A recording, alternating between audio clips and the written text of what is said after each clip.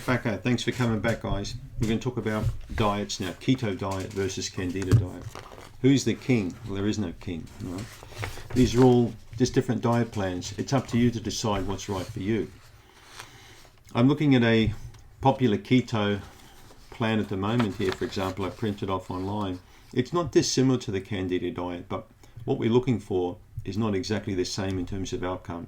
Keto diet, particularly the modern keto diets, or what we call a healthy keto, is not really like the old-fashioned keto where lots more protein and fat will be consumed.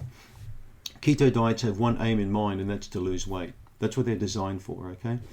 Keto originally, a long time ago when I was a student, keto diets were seen to be quite extreme and were used generally for people with epilepsy or specific types of conditions. Now they've become more mainstream. There are different types of keto diets, but don't be fooled. They are designed to lose weight. So this is a diet that you'll probably want to stay on long term. Now it's not dissimilar, as we'll see in a minute, to the Candida Crusher diet approach, just with a couple of big differences here. The Candida Crusher diet, or what the particular diet I put together, was designed on several diets I looked at, back from the 70s and 80s, designed to clean the gut up, particularly the MEVI approach. Meat, eggs, vegetables, and yogurt, which is not dissimilar again for keto. Dr. Eric Berg makes a very good point that healthy people lose weight. Weight loss is not designed to make people healthy. Okay, I totally agree with Dr. Berg in that respect. That when you have a good eating style and a good lifestyle, you're not going to get fat. You're going to maintain a good body weight. What I think keto is missing out on, however, they're not really looking at the stress of the person or the lifestyle or the long-term effects of keto, for example. We don't really know what they are. But also it makes a person feel that they have to eat a certain way to lose weight, which is not something I'm really keen on exploring with my clients. I prefer people to eat the foods that they enjoy eating within reason, but then very carefully look at how the digestion is affected by how they're eating and what they're eating, and particularly how their lifestyle affects their digestive system. Because I've known many people who eat keto that still don't lose weight or gain all the weight back again because they were going through different things, different stages of their life. So the Candida Crusher diet's really designed to clean up the gut. Okay, so as you're aware, the people who know me through the work I do online and who've got my book, they will know that I've got a 2-week period where basically we're getting people cleaned up. We're going warm turkey. We're taking things out of the diet that they shouldn't be eating. Dr. Berg will have a similar kind of approach. But what I'm also interested in then with the MEVI approach, okay, is particularly putting things in the diet that clean the gut up in terms of its microbes. So encourage people to eat cultured and fermented foods, but also encourage people to explore antimicrobial foods that get rid of large candida populations, for example, that help slowly to bust up biofilms of dysbiotic, flora, that encourage the production of lots of lactobacillus and beneficial bacteria, and by eating the fibers that encourage that to happen, all right? So eradication or cleansing is an important part.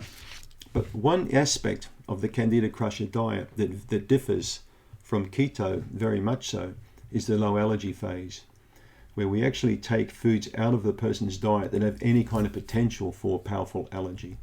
So that really allows the person's gut to heal a lot faster, particularly the leaky gut, as we put them through that cleansing phase, that low allergy phase. Okay, we put the fermented and cultured foods back in there again. You can have them all along, or you can put them in after you've cleaned up the gut, which really alleviates a lot of bloating and gas that people get and helps to increase the population of beneficial bacteria. In my mind, I'm thinking more about the gut in terms of microbes. I'm thinking about how we can improve the enzymes of the person, facilitate proper breakdown of foods, proper digestion and absorption of foods and excretion. And that's very important to me, even more important sometimes than exactly the type of foods we eat, is to facilitate and improve the digestive aspect as much as we can. And that's the difference with the Candida Crusher diet. It's trying to really get that gut rejuvenated into a higher frame, cleaned, bugs eradicated, balance brought back again. Then I generally find the anxiety drops off, the brain fog goes away, the person's ability to maintain a healthy eating style is definitely really improved. We see that. And of course, weight loss occurs. Most all of my clients long term lose significant amounts of weight when they're overweight, or gain weight when they're underweight. So don't forget that. It's not just about weight loss. I've quite a few people that really want to gain weight. So keto is probably not the right approach for those people. So the Candida crusher approach is probably more beneficial in that respect. But healthy keto is a very, very good thing to do for a lot of people. But my concerns are that it's targeting weight loss, which I don't really like. It's just purely targeting weight loss for the majority. So what foods do you avoid on the healthy keto plan? You avoid grains, wheat, corn, rice, cereals, etc. You avoid all sugars. You avoid all fruits except blueberries and raspberries. You avoid tubers, sweet potatoes, yams, things like that. And you avoid bad sweeteners, which I agree on, which are crap anyway. So the bad sweetness gets my tick. The sugar gets my tick to a degree because I do allow people to have honey in their diet, especially as they get better. The grains I can't agree with, and nor the tubers, nor the fruit. I really believe that most people benefit even early on with green apples and various types of fruits that really have a great effect on their digestive health. Fruit, particularly green apples, have a good effect also on appetite control. They contain many different fibers that really improve the beneficial bacterial count. But as I say to people, if you can tolerate these fruits, pull them out. Try them down the track to see if you can tolerate. The difference between 1 or 2 weeks can be astronomical in terms of your ability for the gut to accept the food or not. Depends where your bugs are there, at that point in time. Now, blueberries and raspberries are fine. I'm quite happy with that. Except avocados are not on this list. I suppose they're allowed, but they're not really added to the fruit because avocados are a fruit. So avocados are an exceptionally good fruit. The fruits I pull out of the Candida crusher diet are the sweet fruits. Grapes, watermelons, lots of citrus fruit, apart from lemons and limes. Lemons and limes are fine most of the time with all people, regardless of their gut. They can tolerate, that citric acid in their diet quite well.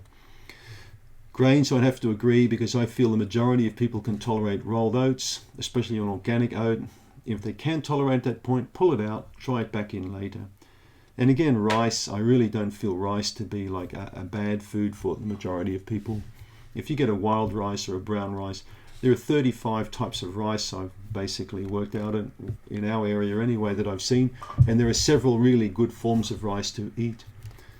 They also have a good effect on the gut. They control the appetite. They contain various starches in them that are beneficial for the health. But remember, it depends where your gut is at the time. But to pull a food out of a diet like rice, like all fruits apart from berries, and to do that for a long period of time, it just doesn't really stack up in my mind. And sweet potatoes are a fantastic food for so many people. But again, can you tolerate them or not?